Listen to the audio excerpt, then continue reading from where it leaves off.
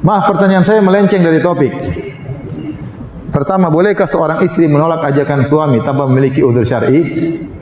Jadi suaminya ngajak berhubungan kemudian ditolak tanpa udzur syar'i, enggak boleh. Ya. Nabi telah bersabda, "Idza da'a ar-rajul imra'atahu ila firashihi fa'abat fabata ghadban la'anatal malaikatu hatta tusbih." Dalam riwayat yang illa kana alladhi fis sama' sakhitan 'alaiha. Kata Nabi sallallahu alaihi wasallam, jika seorang suami mengajak istrinya untuk digauli di tempat tidurnya, lantas sang istri enggan untuk digauli oleh suaminya, maka suaminya pun tidur dalam kondisi marah, maka malaikat akan melaknat sang wanita sampai pagi hari. Di antara perkara yang sangat diwajibkan, di antara bentuk ketaatan yang sangat diwajibkan bagi seorang istri adalah mentaati suami tatkala suami mengajak untuk berhubungan. Kalau dia punya udzur syar'i, tidak ada masalah. Ya. Dia sakit atau dia sangat letih. Ya, tapi kalau enggak ada udzur syar'i, hanya tidak berhasrat misalnya, ya dia ciptakan hasrat tersebut. Sampaikan suami, tolong rayu saya supaya saya bisa berhasrat. Bagaimana caranya? Ya. Tapi menolak tanpa udzur syar'i enggak boleh. Dilaknat, dosa besar. Dilaknat oleh malaikat.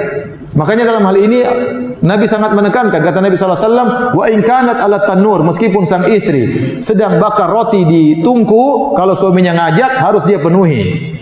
Meskipun roti tersebut hangus enggak ada masalah. Ya. Para ulama sebutin meskipun rotinya hangus. Ini penjelasan para ulama, enggak ada masalah. Ya. Wa in kanat ala qatab, meskipun sang istri sedang berada di atas pelana onta mau berangkat, tiba-tiba suaminya ingin, maka turun dari ontanya, digauli dulu sama suaminya. Nanti belakangan. Ibarat kalau misalnya ada seorang wanita mau pergi ke pasar sudah pesan Gojek atau Grab atau yang lainnya, tahu-tahu suaminya berpikiran, sayang sini dulu, Grabnya suruh pergi bayar.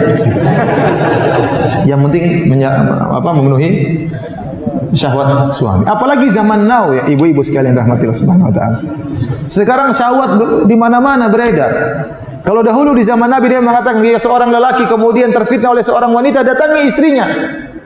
Itu padahal di zaman Nabi orang pada berjilbab, mungkin ada satu dua aja yang tidak pakai jilbab, kemudian kelihatan, tiba-tiba dia tergerak syahwatnya pergi kepada istrinya.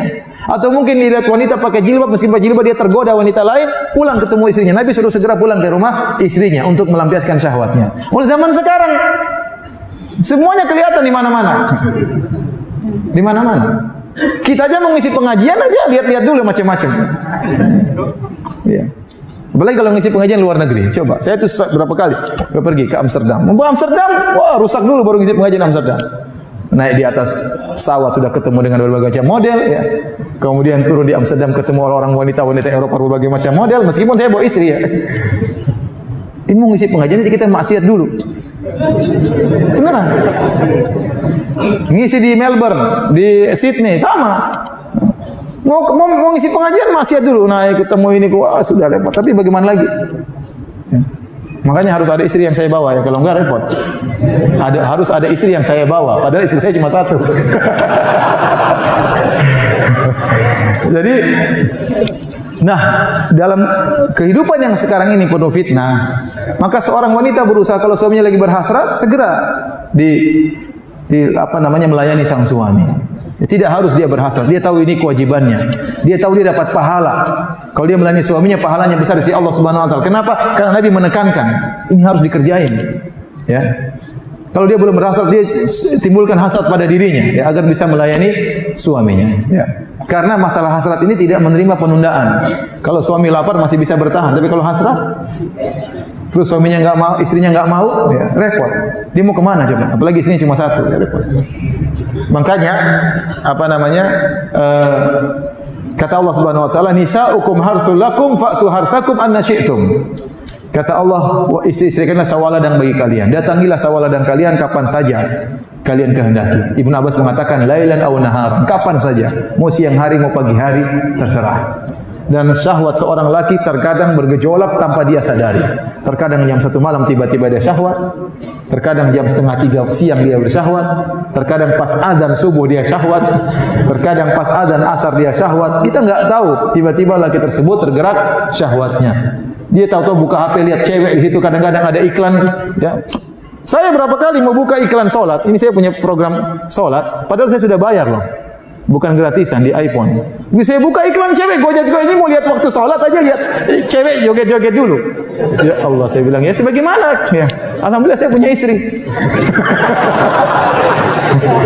Jadi kasihan ini kalau suaminya kemudian tidak dipenuhi hasratnya. Ya kerjasama antara suami. Bukan suami juga hanya ingin memenuhi hasrat, tidak memperhatikan perasaan istri, tidak dirayu terlebih dahulu, tidak ditimbulkan hanya sekedar ingin melampiaskan hajat kemudian pulang. Ini juga enggak benar. Ya, harus saling bantu membantu dalam hal ini ya, antara suami dengan istri. Jadi nasihat saya ya, seorang istri berusaha melayani suaminya. Kecuali ada udzur syar'i, sakit atau apa sangat letih, itu lain ceritanya.